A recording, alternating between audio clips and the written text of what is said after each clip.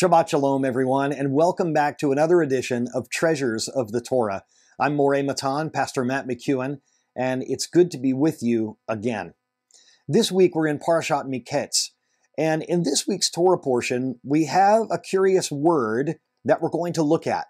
It comes in chapter 41, verse 24, and here's what it says. Pharaoh said to Joseph, "And I told it to the magicians, but there was none among them who could declare it to me." Declare, that's our interesting word. It's not a word that we would expect, because as you know from the story, Pharaoh has had some disturbing dreams. And in these dreams, he's seen grain, he's seen cows. It seems that there are sevens, 7 of something good and 7 of something bad. But why does it say declare? Isn't he looking for someone to interpret the dream? But when we read here in this commentary, this collection of commentaries known as the Wellspring of Torah that we're going through this year, the Kli Yakar says this, "Why didn't he say, 'But there was none among them who could interpret it for me'?" As in the original account of Pharaoh's dream, where we read in verse 8, "But there was none who could interpret them to Pharaoh." So why does Pharaoh change it and use the word declare? Because it seemed to Pharaoh that the magicians had arrived at some sort of interpretation, and they did not seem inclined to communicate it to him. The magicians interpreted Pharaoh's dreams in terms of events in Pharaoh's personal life, rather than in terms of developments in history. So, according to the Midrash, one of them said that Pharaoh would have 7 daughters and bury all 7. And another said that 7 provinces would arise against him in rebellion. However, they were afraid to reveal these unfavorable interpretations to the king. Hence, Pharaoh said to Joseph, "But there was none among them who could declare it to me aloud." They have interpretation, but they discuss it among themselves in whispers. No one tells me anything.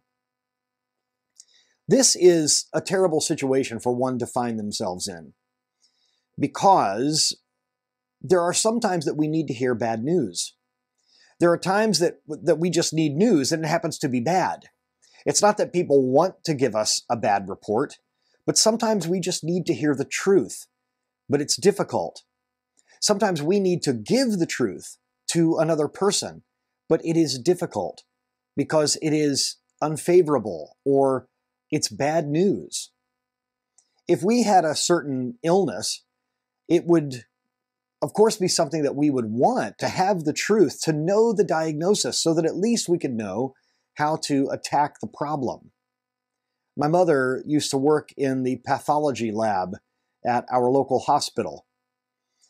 She was the one who wrote up the report on her son, my youngest brother Josh, that his tests had come back positive for leukemia.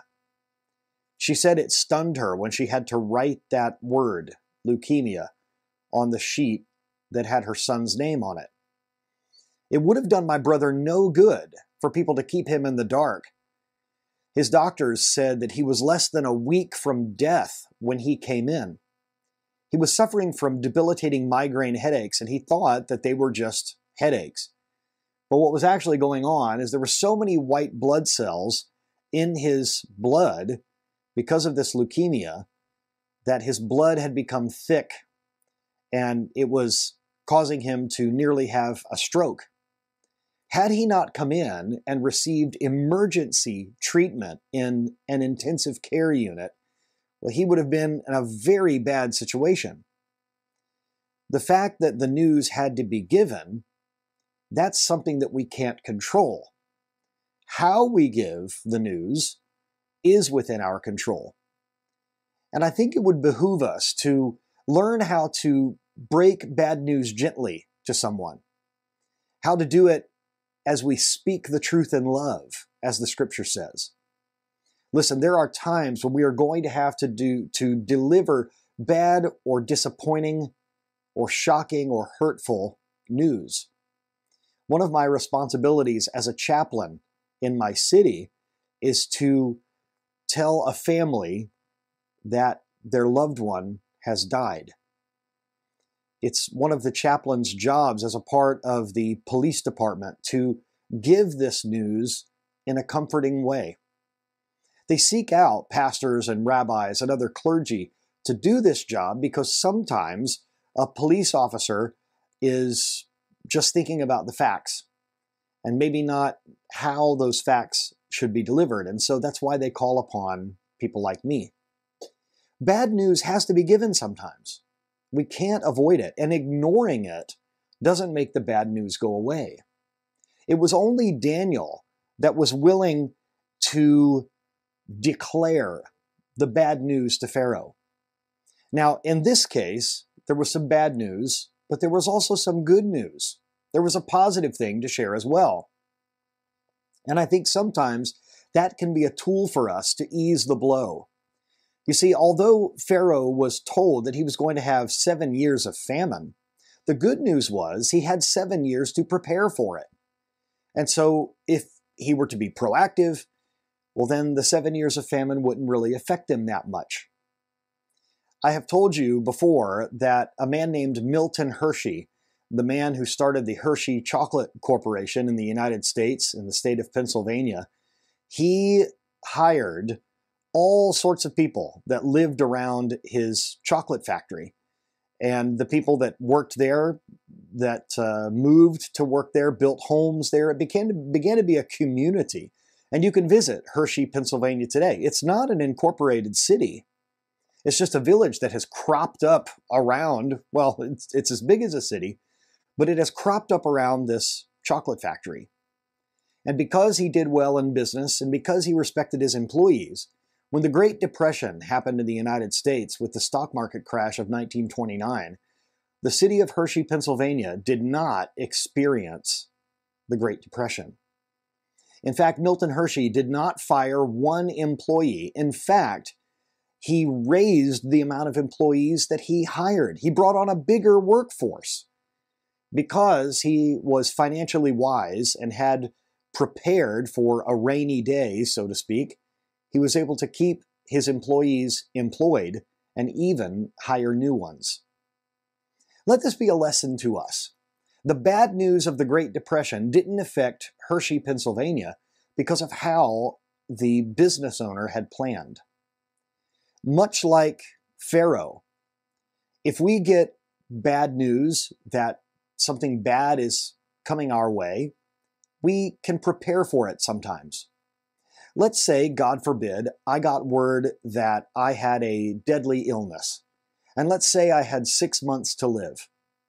I could choose to be down and depressed and just lay in bed for those 6 months, or I could do everything I could to prepare my family, my congregation, you, my children specifically.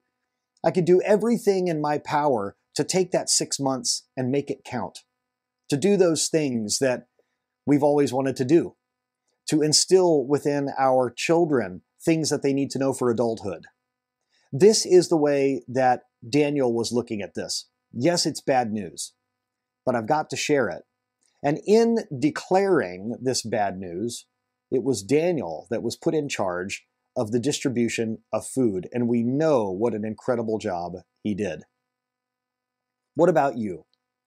Have you had to give bad news to someone lately? Have you been putting it off? Have you avoided going to the doctor because you're afraid of what test results you may find out about? Have the courage to face a difficult truth head on. Have the courage and the love to share the truth in love, even if it's negative, with those that you love. Avoiding it won't do you any good. And sometimes the longer you wait, the more difficult it is to do. I hope this message has been a blessing to you.